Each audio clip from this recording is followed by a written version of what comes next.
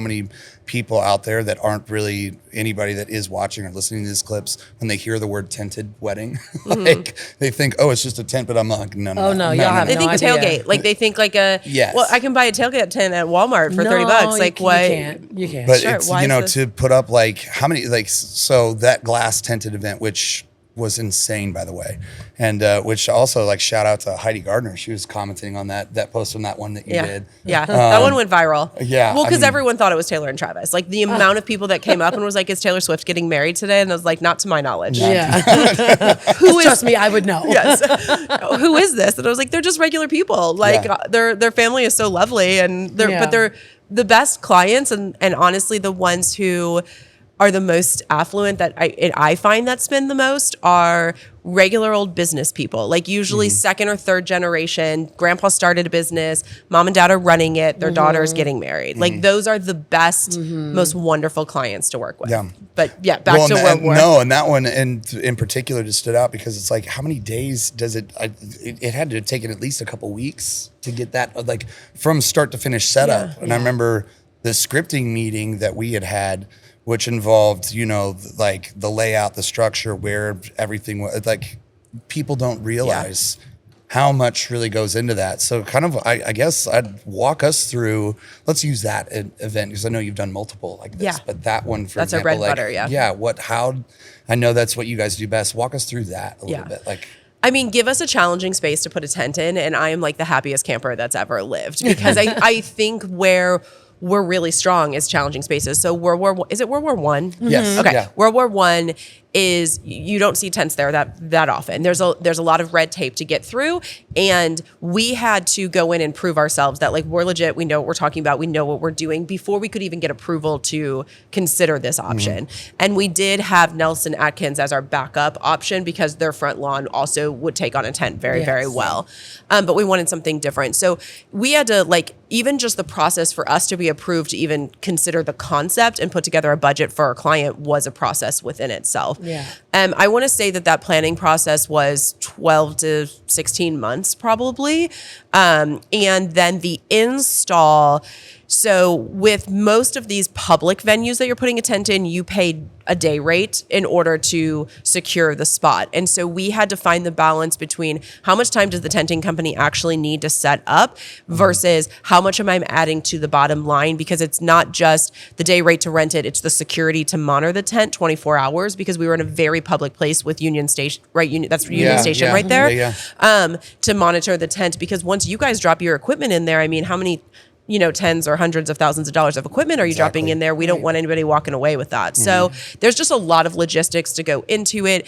Then we have to start thinking about things of it's one in, one out in terms of trucking. So how many box trucks am I bringing in? How much do they weigh? How large they are? How close do they have to be? And then how do I get them in and out so that I don't have two trucks going opposite directions? And so it's a lot. The things you don't see. Talk about behind the scenes. Yeah. I mean, I once had not that event, but I once had a tented wedding at home where I had to get a permit to close down the street because we had to unload the tent in the middle of the street because the semi trucks couldn't make the turn into their property. So it's just like you have to have flaggers, you have to have permits, but I think it's the things people don't see. So I want to say the balance that we found for that event was 6 days. Usually I'll give the tent 3 days. Okay. Then the next 2 or 3 days, the decor will start coming in while they're putting the finishing touches on the tent. We've talked about this at length. We always start that air conditioning about 3 days ahead of time. Yes. That's just something I didn't know until someone told me, is like, girl, it's hot in here. I was like, okay, I could have turned the air conditioner on. I didn't that's the other thing is, like, those glass tinted weddings, you're in a greenhouse, because we've done quite a few Truly. of them. And it's like, you're in like, people understand there's like air conditioning running through the floorboards and stuff. It's like, there is so much that goes into it. I mean, it's like your house, right? We bring all that HVAC underneath. So we have to elevate that on scaffolding and then cut it through the floor. I mean, I have to decide where that ggets cut in, like I'm going through with the tent company, deciding where those returns go, where the airflow goes. I think like the easiest thing that other planners may not always realize, and it's such a simple thing to do and it really doesn't cost a lot of money, is once you're bringing HVAC in, it's just the cost of gas to turn it on early. So bring it in early, make your vendors comfortable when they're loading I found in. every one of those vents when I was in there loading in. I was like, oh, here's one. Yep. Put my shirt- Yeah. And then put a tarp on the top. Again, not that expensive to do, but it's not only for the sake of your vendors, but also that's the easiest way to get the temperature down for a long period of time. So when you put 200 people in that room, the temperature doesn't skyrocket to 85 degrees. Right. I learned this actually on an event that we had together in Springfield, Missouri. Was the Turner family, but unrelated to me. And just the loveliest family you'll ever meet with. But the dad put the fear of God in me. He was like, it will be cold in that tent when I walk in. And I was like, yes, sir. Yes, sir. Absolutely. You got it. It was 113 that week. I had to bring in 40 extra tons of air conditioning. And he walked in and he was like, I'm a little chilled. And I was like, yes, you are. Yes, you are. Mr. Turner, you are chilled.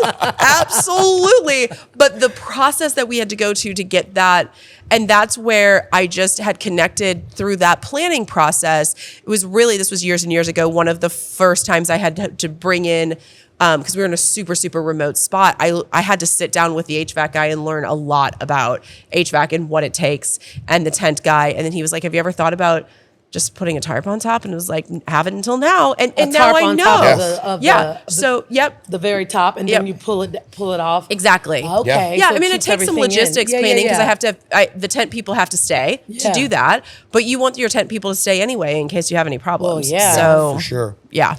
Well, and it's like, again, the things you learn on the job, number The one. more you know. And two, that is, again, that in itself, that detail right there, I want this to be cold. You make it like that. That's luxury.